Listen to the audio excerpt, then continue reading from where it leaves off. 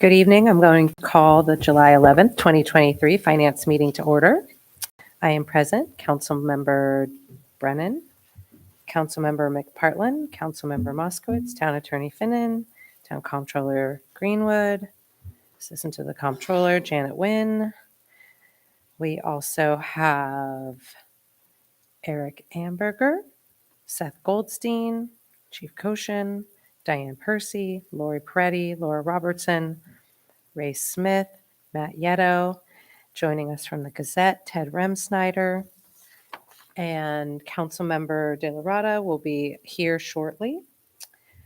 So let's move on. I'd like to make a motion to approve the meeting minutes from the June 13th, 2023 Finance meeting.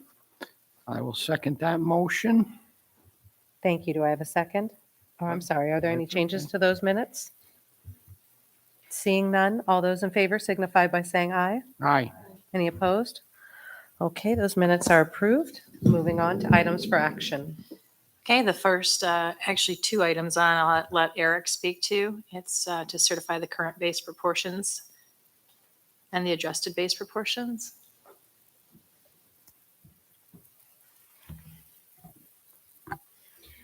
So the base proportions and adjusted base proportions are used to help the town and Niskuna School District calculate the homestead or residential tax rates and the non-homestead commercial tax rates. The formula that determines the proportions are calculated in accordance with Article 19 of the Real Property Tax Law and have been reviewed and approved by New York State.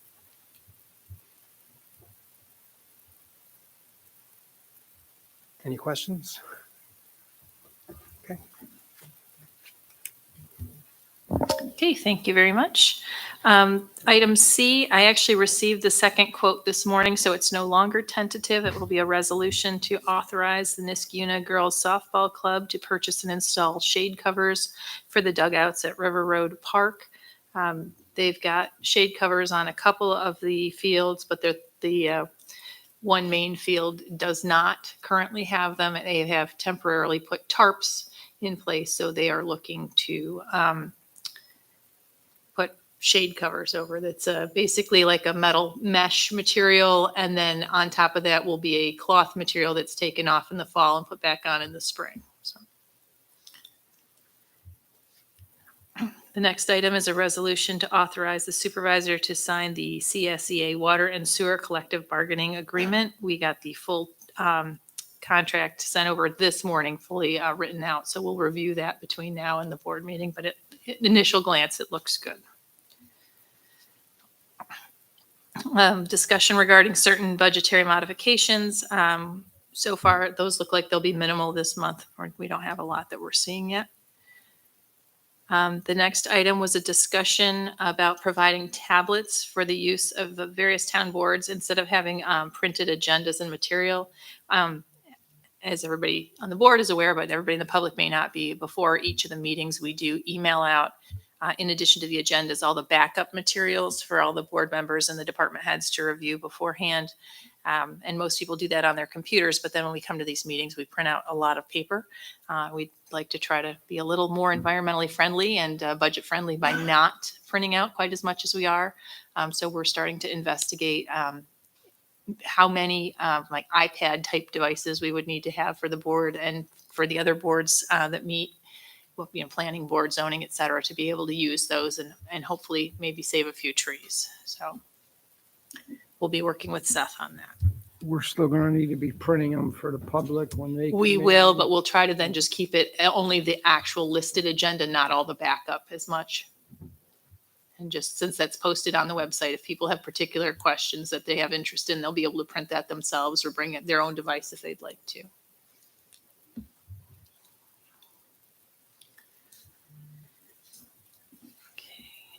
We wanted to start a discussion about reimbursing tuition for PBA members. I don't know if the chief wants to talk about this a little bit. It is part of our collective bargaining agreement with the PBA that the town will reimburse, obviously, approved classes that are related, and there's some parameters on that. It hasn't been done in quite some years, to my understanding, but we do have at least one individual currently working on a master's that was interested in starting to have that option, and we may have a couple more coming down the road. I know one of the things, especially as they're looking to be a certified police force, or rather accredited, encouraging members to have higher levels of education certainly helps toward that. So we were looking to discuss the process between the two departments to make sure that we do it correctly and that we've budgeted adequately for it. Yeah, it has been done in the past on more than one occasion, but it hasn't been done, I believe, since Officer Walter was here. I think it's something that we should prioritize. I think it's important for us to grow our folks and give them the incentive to not only contribute in terms of their own formal education, but also back to the department and to the community. I mean, statistics show, educated members obviously are more productive members in a lot of different aspects. And with regards to this particularly, I think the PBA contract says something to the effect of it would be approved, but then it wouldn't be paid until after they show that it's a past class and things of that nature. And I wholeheartedly support it. I think we should budget moving forward to encourage folks. I think that's one of the draws to us, as we have these benefits for folks as we move forward in terms of recruitment and other things and retention. So, And what classes or what type of stuff are we paying for? Is there anything written into their current agreement that says it's only it's related. It's related I think- to police I don't know the work? exact terminology. I'd have to look back at it, Bill, but I think that's really the determination of the board.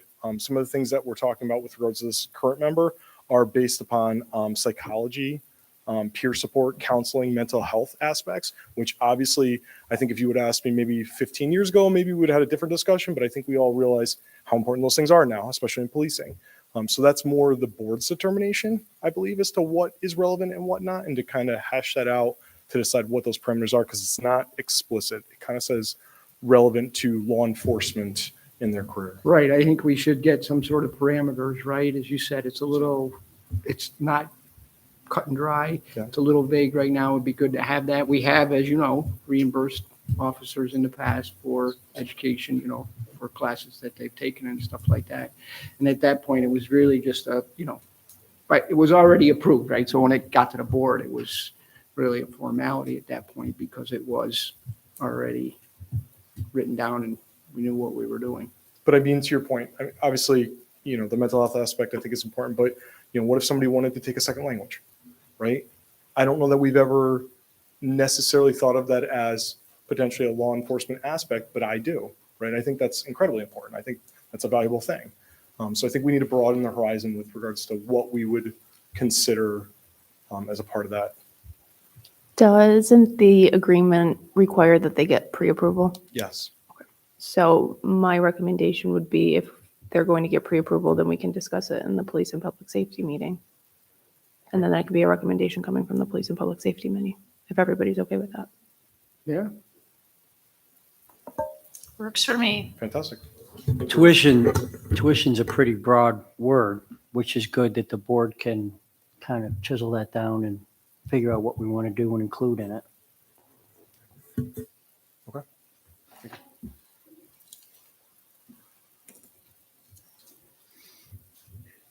Okay, the next item, H, is still listed as tentative, although we fully expect it to come through. We're just waiting for one piece of documentation to come back from the county civil service so that we can have the resolution to provisionally appoint a court clerk. That appears to be on track. The Civil Service Commission meets next week. And the final item from our portion is a resolution authorizing a shared service agreement, and I'll let Seth speak to that. That's tentative right now. We are waiting for Rotterdam to send the document back to Elena. I'm hoping that next week that's going to happen. So hopefully we'll have it wrapped up in time for the board to see it before they can vote on it. There is one other issue that I need to bring up. The website was supposed to launch at the beginning of this month. There have been some delays. I'm not happy with the product that we've gotten, so I'm working with the company to straighten that out. I do not want to launch the website without it being perfect. So just wanted to give you a heads up. It may, I'm having them delay their billing, so that should offset what we're going to end up paying the existing company. So just wanted to let everybody know where we're at. I'm hoping by the beginning of next month that it will be launched. So I'm trying to get there. So you and I talked about that, and you're comfortable, you're working with the company that you picked and Yeah, I pushing think, it forward. yeah, I think we'll get there. You know, they're slowly knocking out the issues that I had. So, you know, Good. I feel confident that we'll get over the finish line. It's just going to take longer than initially A anticipated. little harder than you had anticipated, and I thank you for staying with it. So, Mhm. okay, thank Yeah. you. Thank you, Seth. And we did have a couple of items that people requested be added from the floor. First, from transportation. Had asked if we could add a tentative resolution. He's currently got a couple people to interview, and he's looking to hire grounds workers. We are short several right now, so hopefully we'll have at least one, maybe two on by the end of the month if we're fortunate. And additionally, we had one thing to add from community programs, and I'll let Lori speak to that.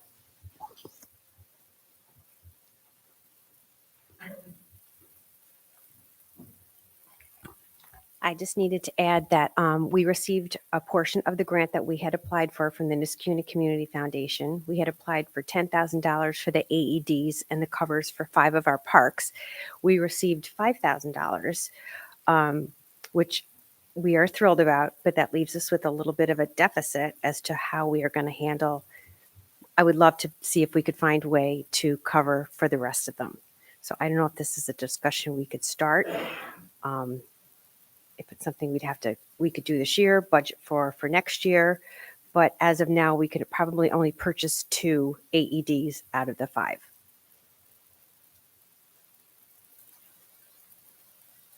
Do we get a price break for buying more of them at this point in time? The quote that I had received from Charlie was for 5.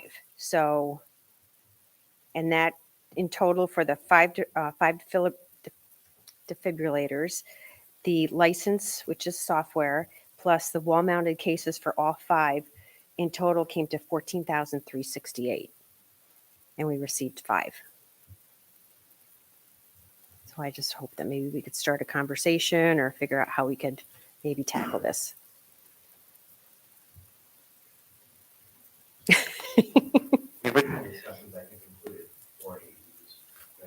No, 5. So it's for Avon Crest, Blatnick Park, Community Center, Soccer Park, and River Road. And if we, I do think it would probably be most efficient if somehow we were able to purchase them all at the same time. right, I don't know that, so I think the $5,000 grant would cover 2. too, yeah. So I don't know that it would be efficient for us to purchase 2 now and then purchase 3 down the road. I think if we were able to find somewhere to fund the rest of it, it would be most efficient for us and save us for the community. I agree with Jason. I don't know, as committee chair, would you like to investigate grants and work with Lori on that moving forward? Like look into other community grants and other supports that might Yeah. contribute. And I know usually grant sources like to see that lots of systems are working together to support a goal. We have already explored a couple. We can keep looking. Right. But we did reach out to a couple other organizations that have funds available right now. I know the turnaround time is going to be probably extensive, 3 months. Right. 2 or 3 months. So I hate to delay it another 2 or 3 months, but we've had other options. So have you worked with the controller's office? Are we going to start looking at community program budget? Are we going to see how we're looking this year? Is there going to be some funds that might be available? Are we? So So right now, it wasn't budgeted. Sorry, I'm losing my voice. We hadn't budgeted to purchase them outright. We can start looking through and see if there's, I don't think there's any money in community programs for it, quite frankly. We'd have to look through the rest of the general fund lines. But honestly, we did a pretty good job budgeting in that we are using the money we budgeted. We don't have a lot of extra. The most likely place we'd have to look to take money from would be fund balance in order to do the purchase all right now. Otherwise, we could either explore grants or take a look at budgeting the balance of it for next year as an option. But I don't think we have any lines right now that we could use for that. Yeah. We're pretty tight. And we're at the mid-year point, so we're really starting to look at where we are in the budget and nothing. The good news is we're not under in things, but we're definitely not over either. So that's kind of. Okay, so we can, I guess, look into other options and discuss other budget lines between now and the meeting. Absolutely. Okay. Thank you.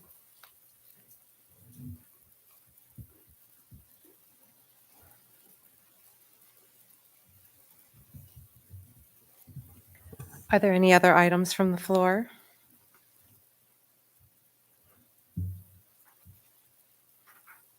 Anything else?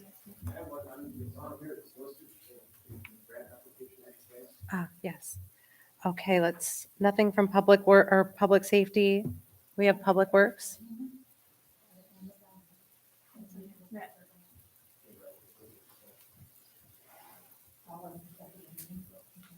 Just come on up. Come on up, come on up. Come on down. Let's talk about it. So this was an item that was left off of the Public Works Committee, just because of timing and forgetfulness on my part. It's a resolution to apply for a grant from the Empire State Development Grant Program through the New York State Urban Development Corporation. Looking at possibly doing a water main replacement project on River Road. This would be the first half of the 12-inch diameter portion of the main that goes from the GE Circle all the way to Linwood Drive. So this would be from GE Circle to basically Blatnick Park, about 5,000 feet. It's a main that has had issues in the past. It's older. It's a 12-inch main that serves two very large consumers. GE and Capel both have 12-inch services off of that 12-inch line, so they're using quite a bit of that water. This grant has economic development aspects of it, or as part of it, so it would seem to be a good fit for that. It's on my agenda from the Public Works. We mentioned doing a request for proposals for the design services for this work.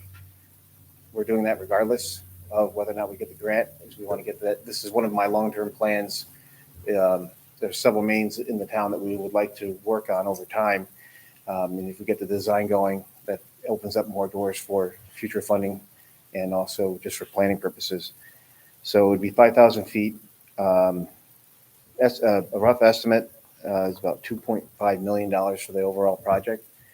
It's not just the 12-inch main. It's also exploring the possibility of enlarging the main to either 14, maybe a 16-inch diameter main based on future use and demand on that line. So part of the design would include that analysis as well. If we did the grant, if we were able to get the grant, they would fund 20% of it, and then 80% would be left for the town to fund. I currently have at least $500,000 in capital funds allocated towards water main projects. We've been holding on to that, waiting for the economic climate to sort of stabilize a little bit as far as material sourcing and labor. I think we're getting there. So this would require the potential of $1.5 million in bonding when we were to award the project. We're far away from that, but we still have to acknowledge that for the application purpose. And the portion that would be funded by the grant, if we did receive it, would be about $500,000.